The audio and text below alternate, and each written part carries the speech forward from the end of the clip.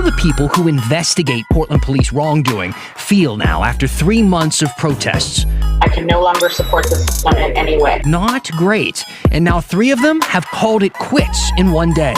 Listen, white nationalism is an incitement to violence. Sarah Iannarone plans to keep white nationalists out of downtown Portland, and she thinks the Constitution is on her side. She just has to beat Mayor Wheeler first. Unless he resigns, which he has said over and over again that he won't do. But hypothetically, what if he did? What would happen next? Well, we found out. Here's the story. Hey, how's it going, guys? Dan Haggerty here. Welcome to The Story. We're checking emails and Twitter all night. I'll read some comments at the end of the show. Now, if you watch us here regularly on The Story, you know that we answer questions every night, too, so keep those coming. Email us at thestory@kgw.com. Find me on Facebook and Instagram, or use Twitter in the hashtag HeyDan. All right, enough small talk. Let's do it. Our big story tonight has to do with how the city of Portland is functioning right now. From the mayor's office to the city council to the police force, they've all gotten a lot of criticism, and frankly, it's coming from all sides about how the city has handled the protests and the violence that we've seen this summer. Today, we did see a show of unity with an open letter calling for an end to the violence in Portland, saying in part, the violence must stop. There is no place for white supremacy or vigilantism in Oregon. All who perpetrate violent crimes must be held equally accountable. Together, we are committing ourselves to do the hard work that will bring meaningful change for racial justice and police reform. Governor Brown signed this letter along with 42 other leaders, including Mayor Ted Wheeler, Commissioner Amanda Fritz, and Commissioners-elect Dan Ryan and Carmen Rubio. Noticeably absent names Chloe Udaly and Joanne Hardesty. Now, before that showing of unity, though, we saw kind of a big crack in the facade. 3 members of Portland's Citizen Review Committee resigned within 24 hours of each other. The CRC is a volunteer group tasked with investigating police misconduct. 2 of the members who resigned cited frustrations over what's happened over the past 3 months in the city. And last night, the committee chairperson read from one of the resignation letters at their meeting. I truly believe my voice on the Police Review Board and CRC would help, in a small way, support a more just and accountable bureau. I believed real change could occur in the current system. I no longer feel that way. The events of this past weekend were a tipping point for me. We continue to witness excessive force used by officers on the streets. Members of the media continue to be threatened. Armed Trump supporters are allowed to parade through downtown Portland while pointing guns at people that aren't wearing Trump gear. These are just a few examples of a failed system with failed leadership. I can no longer support the system in any way. Okay, now look, this isn't the first time we've heard frustrations like this from this group. See, the Citizen Review Committee is made up of volunteers, and they help Portland's independent police review investigate complaints against officers. Now, during these protests, they've been investigating more misconduct claims than they've ever seen before. But here's the thing, most of the time, the outcomes of those investigations are kept under wraps. The vast majority of them cannot be made public. That's one of the biggest problems that we have. And that's something that, that we are, I think, internally are very frustrated by. And those are not decisions that we make. We don't get to decide what gets made public. Now, the other issue here, these watchdogs don't really have much power. They can recommend an officer be disciplined or fired, but ultimately, it's just a recommendation. The police bureau makes the final decision. Commissioner Joanne Hardesty wants this all to change. She wants to overhaul the entire system and create a new police oversight board with more investigatory power and a lot of other powers, honestly. Voters are going to decide on this in Portland. They'll decide on the November ballot whether to move forward with that or not. Now, if the November election doesn't go in favor of Mayor Ted Wheeler, Commissioner Joanne Hardesty might have something that she's wanted for months, and that's commissionership of the police bureau. Mayoral candidate Sarah Iannarone has said that she would name Hardesty police commissioner if she beats Mayor Ted Wheeler in November. Now, traditionally, the mayor has led the police, but both Iannarone and Hardesty have criticized Wheeler's leadership. I had the chance to interview Sarah Iannarone this afternoon. In past conversations, we've had a few. We've talked in length about her criticisms against the mayor and police and her strong support for the protests. We hit on all those same subjects, which have taken on kind of an added pressure after the recent killing of a right-wing Patriot Prayer rallier in downtown Portland. And while no one has been arrested or charged for this crime, a man now is admitting to the shooting and told Vice News it was in self-defense and to protect a person of color. Still, I wanted to know more about Sarah Iannarone's thoughts on this and her zero-tolerance policy toward groups like Patriot Prayer. What is your interpretation of zero tolerance for some of these groups that are linked to white nationalism? And I am by no means supporting white nationalism at all. I'm simply trying to understand your interpretation of the First Amendment when a group like the Proud Boys decides to march in Portland. What we're seeing is people who are cloaking themselves in the Constitution, not really committed to upholding it. Because if they were, they would be decrying actually some of the egregious activities that the current president undertakes, right? He goes outside the Constitution constantly. So this is really about making sure that we are focused on health, safety, and well-being of Portlanders. So what are you saying? Should we not allow them in the city? Should we stop their marches and say you're not allowed to come in here and do this?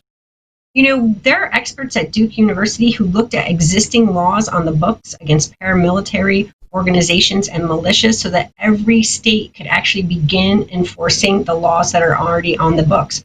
Oregon has them, but we understand that the current mayor actually did not heed that advising and went a different path when he worked with then Chief Outlaw to come up with the dividing the groups strategy, which we ultimately in the community said, we know that this is not going to work. What we need to do is not allow them permits when we know that the point of their activity here is to incite riots. What we need to do is think of creative solutions. Think all the way back to the Vortex Festival, right? This is not the first time that our nation has found itself in civil unrest. Are there creative things that we could be doing with community investments all around the city that were pro-social, that were helping uplift communities and bring us together? What would it mean to have car-free weekends when we know that they're coming to downtown so that we don't see the vehicular threat that we've seen where people are using large trucks and other vehicles to ram into crowds and things like that? I mean, vehicular violence is a very real threat. So there are ways that we could use existing policies or other tools creatively. What we've decided to do, at least as far as I can see, is see policing as the answer. And as we have seen, that's not working. Perhaps we should try something new. But if those tools were used against other protests, regardless of what people stand for, as it's written in the Constitution, as long as they're not threatening people, as long as they're not hurting anyone or destroying anything or breaking any laws, you're allowed to say whatever you want. So you think that we should not let them let people drive cars into the city, or that you should force them to get permits in order to have their First Amendment rights if they are standing for something as horrible as white supremacy? Listen, white nationalism is an incitement to violence in its very ideology. It's not this good people on both sides. You can't yell fire in a crowded theater and call it okay, right? We've determined this as a society. And so to equate when climate youth are marching with white nationalist Proud Boys marching is a false binary. What we need to say is that when we see climate youth marching, that protecting their safety and well-being is of our utmost concern. When we see white nationalists marching, you are here to incite violence and you are not welcome. And we will use every legal tool at our disposal to do that. I have not seen us doing that. I empathize with your disgust with white supremacy and white nationalism. But can you see how some of the things you are saying are also being applied to some of the violence that we're seeing in the evening as people are throwing things at police officers or trying to burn down buildings? And there was a person who was with the Patriot Prayer, I believe, who was shot and killed in the street the other day. So we are seeing levels of violence from groups that would you apply the same policies to them? Would you make them abide by a curfew? We haven't heard any calls for the people involved in some of the violence at night to have any of these, you can't come into the city, or any of the things that you are trying to apply to white nationalists. All violence is bad regardless who does it. And what I'm calling for is equal enforcement of the law. Whoever killed that man should be held accountable. But you have to ask yourself, why have we gotten to this point? After 100 days of protest, people's temperatures are running hot in the streets. We should not be at this point. And this is, again, I put the blame back on Mayor Wheeler and the Portland Police Department for not acknowledging what needs to happen to stop what's going on in the streets. I also talked to her about her plan to address Portland's recent spike in gun violence. She has a lot to say. You can find the entire conversation on the KGW YouTube channel. It's posted there right now. And while you're there, we hope that you subscribe and check out our other content too. Now, we know where Sarah Iannarone stands on Mayor Ted Wheeler. She's asked him to step down several times, in fact, saying his tactics against protesters have only made things worse. But oddly, Republicans have said the same thing, but kind of for different reasons, accusing him of not being aggressive enough with violent protesters. Wheeler creates a strange kind of Venn diagram where Sarah Iannarone and President Trump actually share a bubble. And despite Wheeler's ability to successfully mix political oil and water, he said many times he will not step down. But those calls have led to some questions from some of you at home, some of our viewers, about who would take over if he did. Kristen Severance is here with the answer.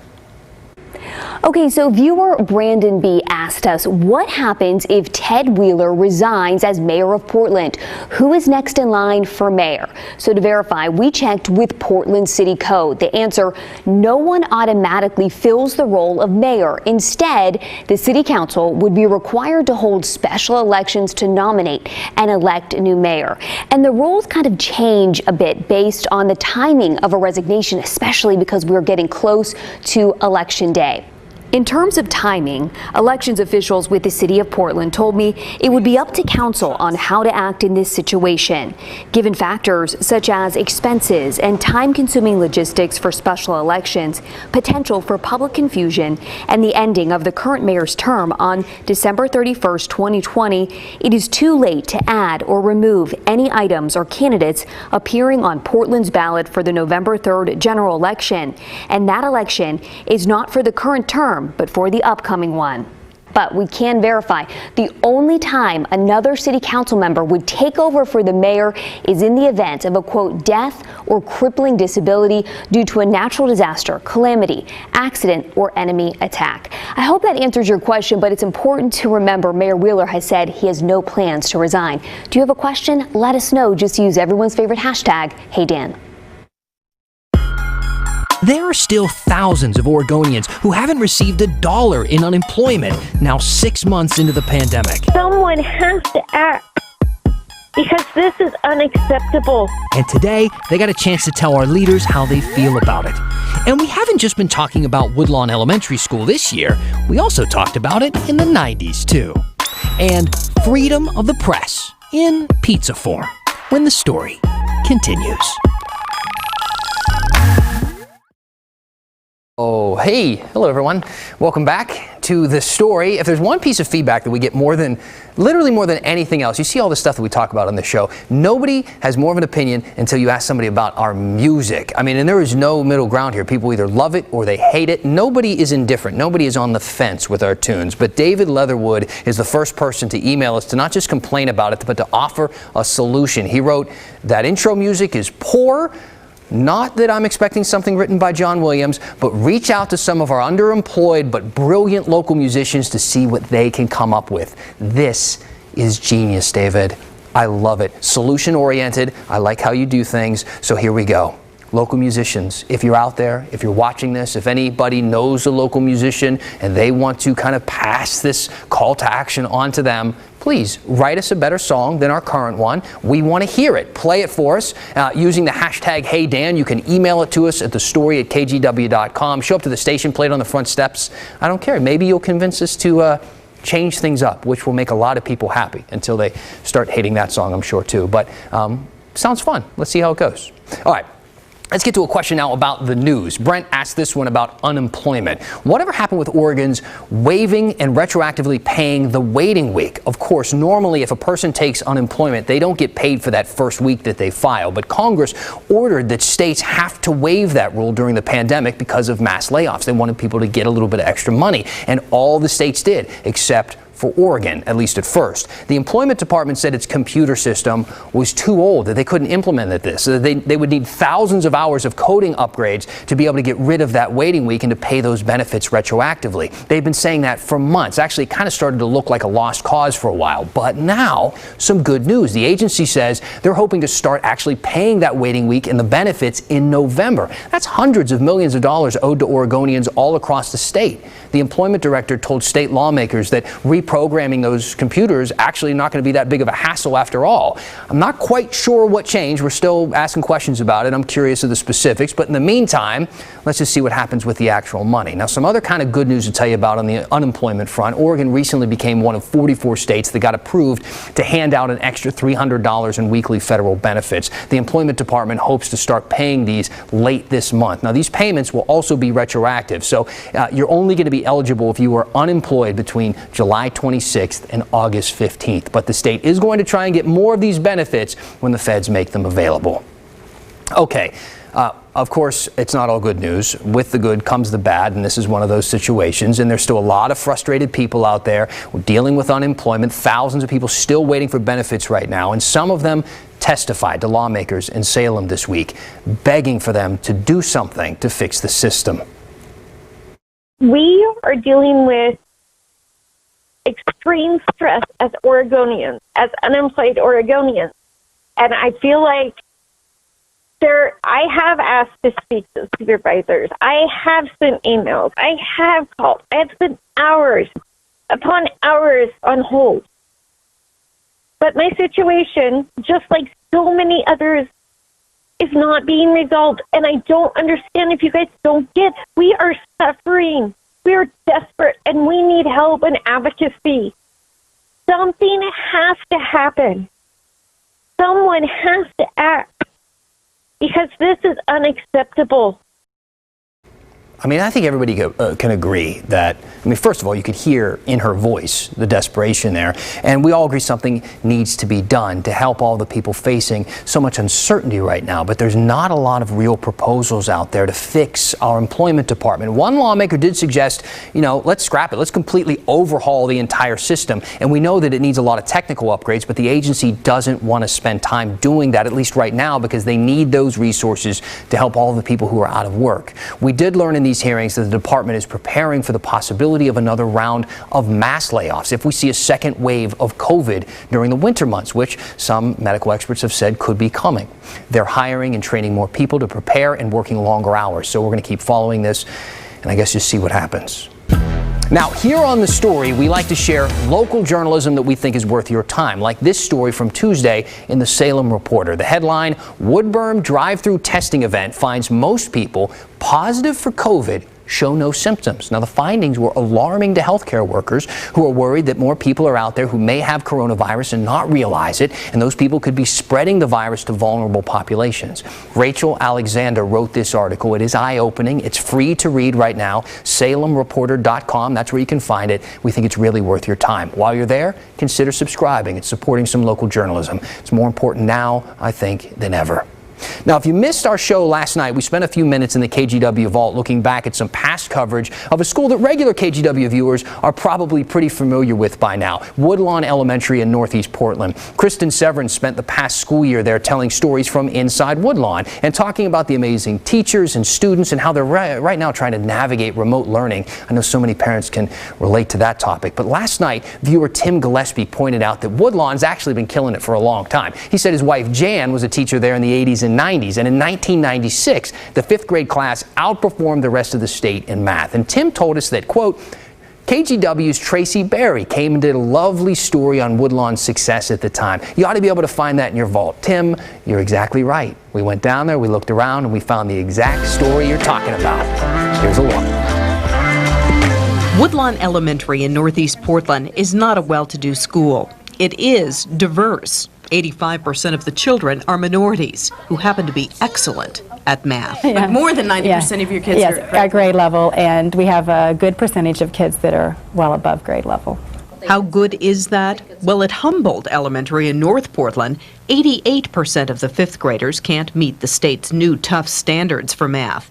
At Woodlawn, Only 18% are lagging behind. Woodlawn's math scores are some of the best in the district. We make it real visual, and when we teach new concepts and new ideas, we do it in a way that nearly all the children can understand it. For these kids, math is not an abstract idea or something they memorize. It's a real-life, hands-on skill they use every day. In classroom after classroom, something as simple as a calendar becomes a learning tool. It's our 156th day of school, okay? Numbers come alive. We take the number sentence and we put it into real life meaning. Candy. Yeah, candy, sure. Candies and pencils, and we do lots of real life things with it.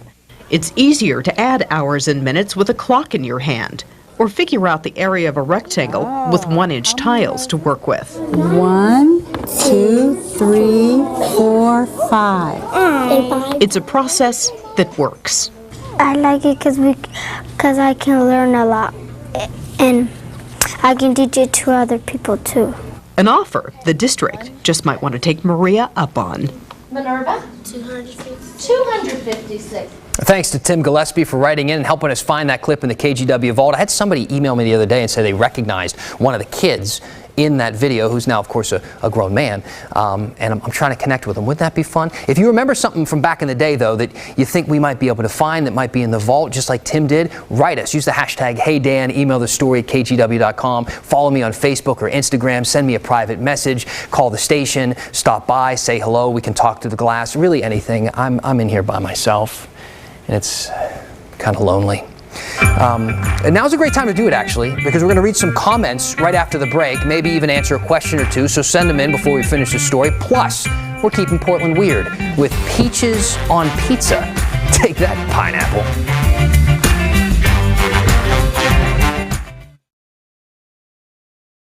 All right, we're keeping Portland weird tonight. You can now order a pizza named after a Portland journalist who's been working really hard covering the protests night after night. Handsome Pizza's new creation is called the Sergio Olmos, named after the OPP journalist whose work on the protests has been featured in the New York Times and on CNN. That's not really the weird part, though, of this story. The weird part could be the toppings. You know, you got the tomato, mozzarella, and basil. So far, that's pretty normal. Then they add jalapenos and peaches.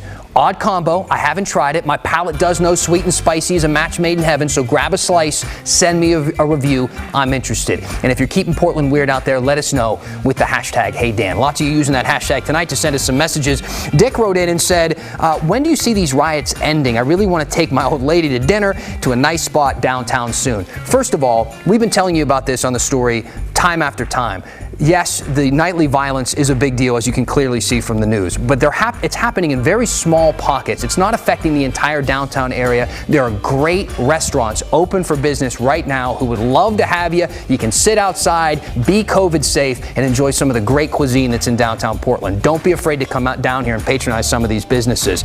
Beth said, I really like the show, but I was shocked when you suggested that Sarah Iannarone and Trump share a bubble. As a news broadcaster, you should keep your personal opinions to yourself and not try to subtly influence your audience. I'm not. First of all, if you're talking about them individually, they're about as far away from each other on the polls as possible. What I was saying was that the Venn diagram where they connect is where they both think that Mayor Ted Wheeler should resign. So you have the Trump bubble, the Iannarone bubble, and in the middle, they think Mayor Ted Wheeler should resign. It's one thing that they agree on. I had a couple other people tell me they were indifferent to the music that we have, as we made a call to local musicians to help us find maybe a replacement for the tunes that we play at the top of the show. And I love that I'm starting to feel that indifference is a compliment to the music. Hey, how do you like our music? I don't care. Thanks for being with us tonight. We'll see you tomorrow, right here on The Story.